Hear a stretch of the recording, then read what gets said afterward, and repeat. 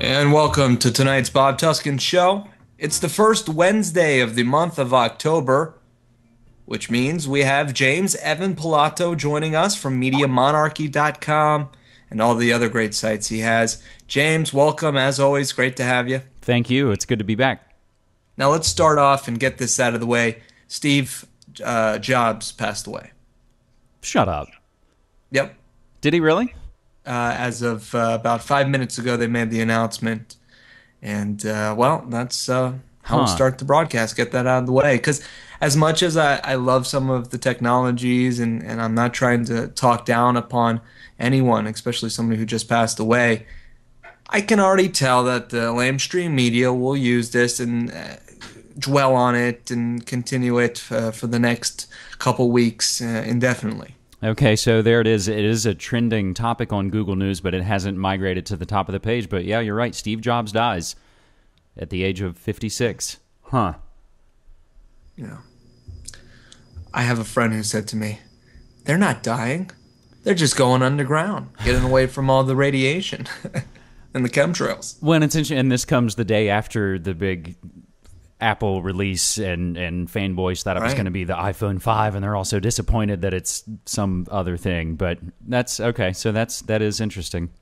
Well, I knew he had some health problems. Oh, yeah. He resigned a couple months ago or whenever it was. So it wasn't a huge surprise. But yeah, Steve Jobs died, and let's move on. And tonight we'll talk about a number of different things. But this Occupy movement is something that will come up again and again on tonight's show, I'm sure. James, what's your spin on this? This is just our short segment, but when we get back, we'll dig deeper into this and anything else you have planned. I guess for me, as it began, I wasn't that surprised that it wasn't really being covered. And even over the last few days, as I look at the New York Times when I'm on break at work, and the Occupy Wall Street protest never ranked higher than page 17 and 18 of the A section, but it was the business section yesterday in the New York Times that actually had an article, on the front page above the fold in the business section, saying where the reporter was basically contacted by a Wall Street CEO asking him to go check out the protest, basically asking, should I be worried? Should I be worried about the physical safety of my employees? And the article seems to make pains to basically find people who aren't very well informed. They ask someone about what do you think about the Buffett rule? And they say, oh, well, I don't know who Warren Buffett is. But the really telling part is the last paragraph of the article where it mentions that, some of the people I was talking to, I noticed them head over to the Bank of America ATM. And that, for me, kind of crystallizes what, some of the problems and some of the areas that are kind of fraught with. I say we have a run on the bank. Bank of America consists of 50% of Americans' bank accounts, okay, or something ridiculous like that. I don't remember the numbers. And I say we have a run on the bank. If you're an activist who's against the Fed and against what's going on with our economy and the bailouts and so on, and if you have an account with Bank of America, you're not doing any good for yourself or for bringing down the system or putting an end to it. And they've never, it's never been easier to be able to quit and to want to quit these, broken on purpose institutions. When last week, Bank of America announced they were going to start charging debit card fees. And that seemed to have kind of the same effect as almost the Netflix, we're going to raise our prices, where there is this mass outcry and people say, well, I'm going to quit.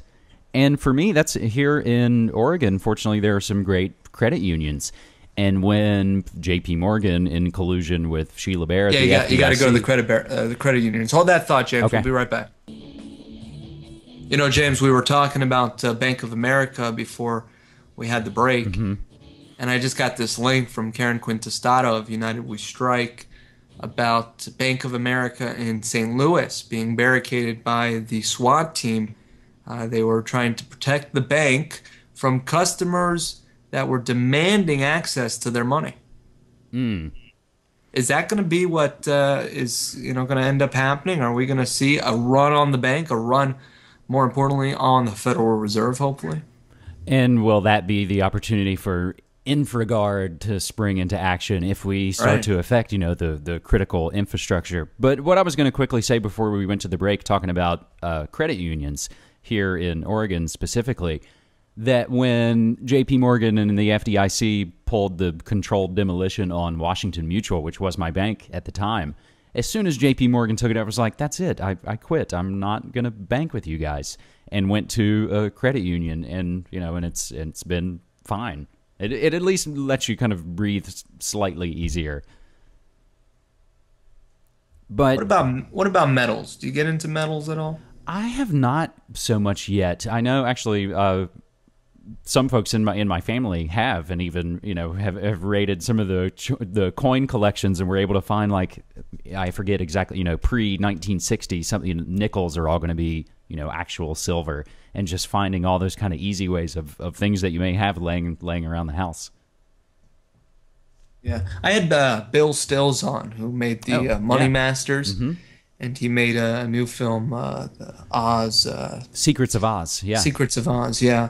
And he makes some good points about the gold standard, because a lot of this talk about ending the Fed and putting an end to, these big banks is, well, it's going to be in vain if we don't have an alternative that doesn't just feed into the interest of the few and the elite. But that kind of can bring us to, I think, what we're going to talk about is there's not enough talk about ending the Federal Reserve, because now it's all about occupying Wall Street with various Well, reasoning. I just got back, James, from my local and the Fed, my local Occupy Gainesville movement. Okay, and I'm one of the kind of behind the scenes organizer, not trying to really be too involved. I want to remain independent in a sense, because I see a lot of the union folks and the socialist and the communist and whatnot getting involved, the MoveOn.org, even people who support Obama and that kind of thing. And so I've been hesitant to really put my name behind it. But that being said, the few organizers that are really stepping up to the plate, a good friend of mine and a local business owner, they are very much wanting to include the End the Fed rally. And today I spoke in front of this group, and I would say that at least 60% of them was receptive to the message of at least auditing the Fed. And the Fed, maybe they don't fully understand it yet and don't understand that in its root it's flawed, but they were very receptive to the topic of the Fed and its role on our country and on our economy and so on, and on Wall Street especially. So I gotta admit, I was a bit surprised to see that it was well received, and then there were some, of course, that got up and spoke and said, "It's news to me that the Federal Reserve is part of the issue." But and I just had to roll my eyes and bite my tongue, because I don't think that we should alienate this group necessarily. I think we should do everything we can to at least find some common grounds. One of the things mentioned at the meeting today was to not talk about chemtrails or 9/11 conspiracies, right? Don't bring up the kook detector kind of stories. Yeah, because they're trying to welcome as many people as possible, and I also had to kind of roll my eyes at that too, because although I'm personally willing to put aside chemtrails and 9/11 to come together on issues that we can agree with, that our entire financial system is fraudulent, I still think that we should be open to discussions, and that we shouldn't have any one topic that is taboo. It shouldn't be that way.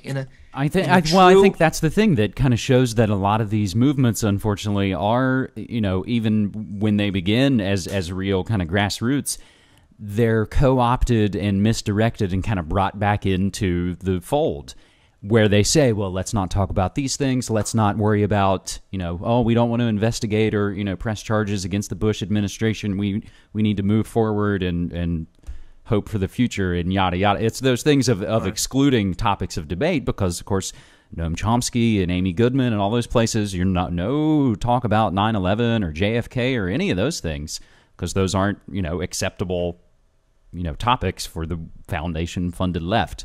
So those are kind of my misgivings, I guess, as this all started to unfold. is the question sort of, well, why now? Why did this all finally kind of kick off now? And why not during all the, bankster bailouts of the last couple of years? Why not during all the robo-signing and the foreclosure gates and all of those things? That it seems to come from, the foundation-funded left, the Tides Foundation and Soros and all of those things. And again, we shouldn't maybe throw out the baby with the bathwater, just as you're saying, not to alienate people, to use this as an opportunity to connect up with folks.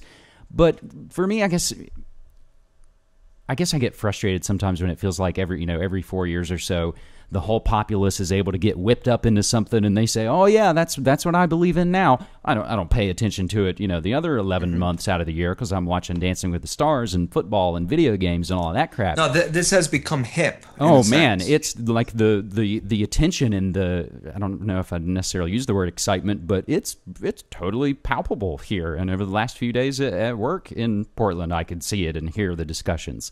So Occupy Portland kicks off tomorrow, and I plan to kind of go down with my digital recorder and my Media Monarchy T-shirt and just kind of do some, man on the street reporting, and basically just ask folks, why are you here today? What brings you out?